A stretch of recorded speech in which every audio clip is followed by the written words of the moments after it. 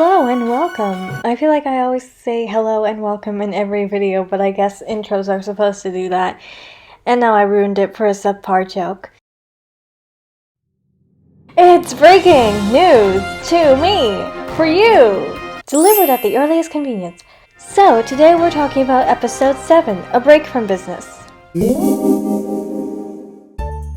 Beginning with writing, we start the episode with Kai being noticeably, to Venus, uncomfortable in the crowd.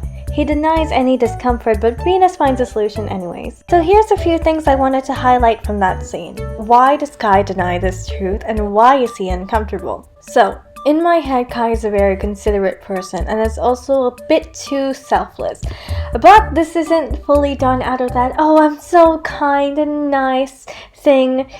He meets a lot of people, and in real life, in the real world, everyone is evil. Not everyone is willing to accommodate your preferences, and some may even try to tell you that your preferences are stupid or unreasonable, so you kind of stop trying to be accommodated in fear of that embarrassment.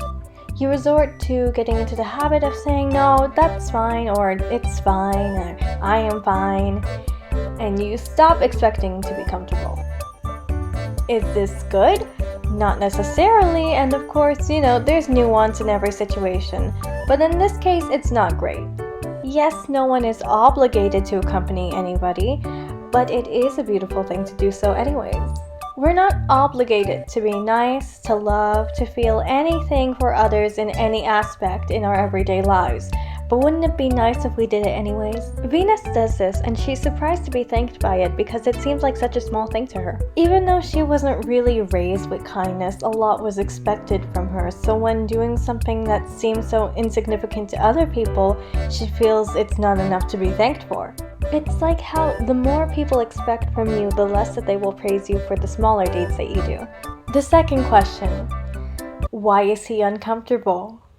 Well, I would love to answer this, but I have this fun little thing called foreshadowing that I am desperately trying to do. So I can't tell you, but I will say it is an experience from his past, which was one that left a lasting impression for years to come. I also wanted to highlight the moment Venus chimes in, all of the loud chatter of the cafe is suddenly silent. After a quick chat, we get a further glimpse into their characters. Kai is so busy all the time that he neglects moments that Venus has only dreamed of having. I think this happens a lot in life, and not to be cheesy and say that we should be grateful for everything, but we tend to forget that we can be. Something that might seem standard to you, like a birthday party, can seem discardable or like just another occasion. But to someone who's missed out on that, it's much more. We can even see the differences in Kai and Venus's upbringings by the way he casually asks about her birthday, forgetting that for her, it's far from the standard. After lunch, we hear about someone named Neri Michelle. I can't give you too much info on her yet, but depending on when this video came out, there is an animation meme for her, and if I release this early, after this, Kai returns Venus's kindness by taking her to the movies for the first time. No, I'm not gonna talk about the ticket booth scene, okay? Near the end of the episode, we finally establish officially that Kai and Venus are indeed friends, as opposed to what Kai told Detective Selenite on the phone earlier that week, or in our case, in the last episode. And now here's some miscellaneous writing notes. Sometimes when I'm editing the scripts for News to Me, I get kind of worried that the content is too immature and it won't be taken seriously. But then I remember I need to take a step back and realize I'm not trying to make perfection or a masterpiece by any means. It doesn't have to be taken seriously. I'm just making stuff and it makes me happy. So if it sounds like it was written by a 15-year-old, it's fine because it was. I can't experience a life I haven't lived yet, and if it makes me happy now, it's fine. Okay, pep talk over. Back to how the 15-year-old writes her scripts. The scripts tend to undergo a lot of changes when reviewing, but honestly, a lot of the changes happen when I'm editing. Because I often find more natural words to use, like for example, in this episode, I changed Kai saying, I'm just not used to my appearance being commented on so suddenly, to this line, because he might be a writer who speaks in a specific cadence, but he's not a robot either. No one would actually say that in response to Venus's question. Probably. But another example of this is the ending scene. This playful scene calling back to the koi fish incident was actually not in the original script at all. I scripted it in last minute to give you an idea of the types of interactions Kai and Venus had in the 2 weeks prior to this. A quick segment on the visuals this episode, specifically color. So in the second episode, Kai and Venus meet by chance and end up having dinner together. The atmosphere the first time is tense and unfamiliar for the both of them. Here's where the visuals come into play. Most of the episode has darker colors and the restaurant's color palette consists of deep red, black, and golds, creating an intimidating, I can say it now, atmosphere. Because red is a perfect color for a children's hospital, there's gonna be like one singular person who gets that reference, and it's gonna be me. But anyways, the red color gives off strength, danger, and perhaps even a little romantic feel to the scene. Depends how much you like or dislike red. Most of that episode is also spent in a nighttime environment. Now, in this episode, we contrast that statement by having the entire cafe they go to doused in blue, which can be associated with calmness, serenity, relatability, and of course sadness, etc. And this episode spends the entirety of it in daylight. The whole plan is also the opposite of the first time they did this. They both agreed to it in advance and met off of any business terms. There's only one scene in the episode that has a lot of red. I can't tell you about that, but I think with the definition I just gave you and the other most obvious points the series is going towards, you can figure it out. I think visually, this is my favorite episode I've made so far, mostly because of the special scenes. Now it's time for Easter eggs! Before we get into the episode Easter eggs, I made another animation meme, so let's begin!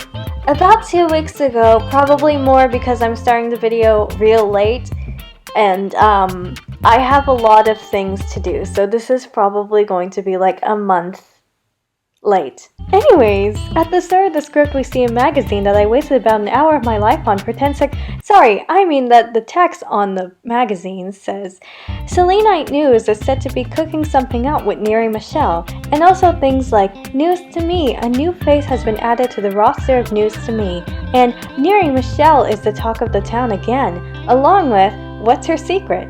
Maybe they want to know her skincare routine because I sure do. After the page turns, we can see this text, flipped and just barely visible, which says, seemingly trustworthy. In the following scene, we can see a silhouette of someone. There's also caution tape which says 2 things, Princess Danish and News to Me. Okay, now onto the episode's Easter eggs.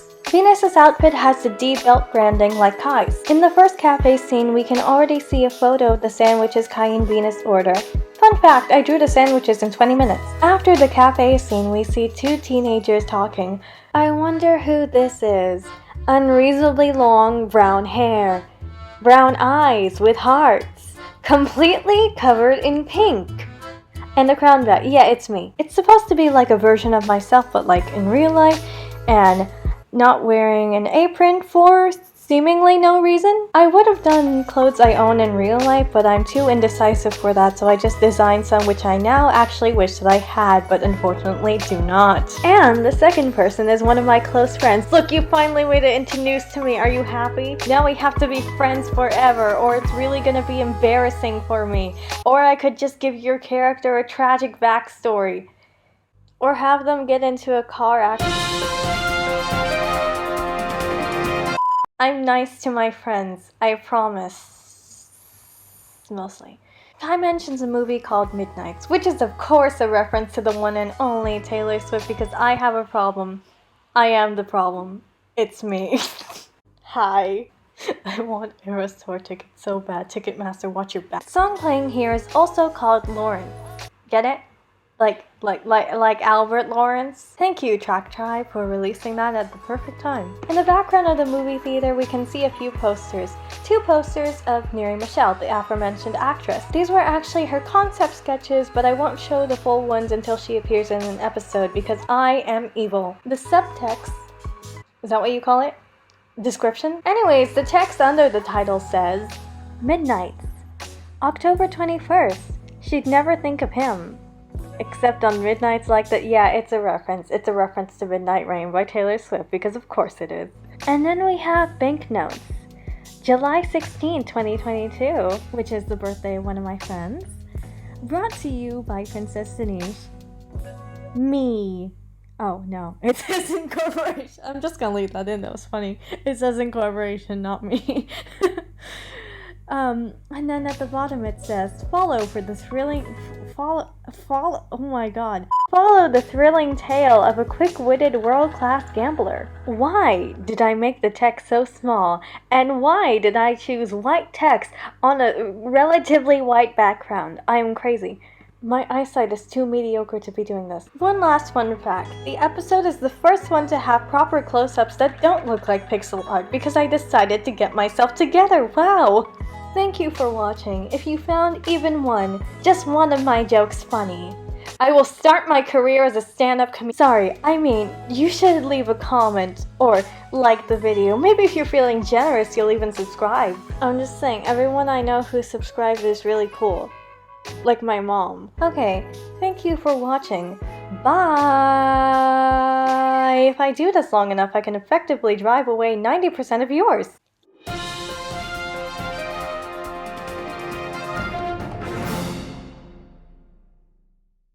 We can even see the differences in kind Venice. There's gonna be like one singular person who gets that reference, and it's gonna be me. It's gonna be me. Anyways, at the start of the meme, we see an... voiceover skills gone. We see a magazine that I wasted about an hour of my life on for 10 seconds. Sorry, I mean that the text on it says Selenite News is said to be cooked. Sorry, I mean that the... After the cafe scene, After the cafe scene, we see two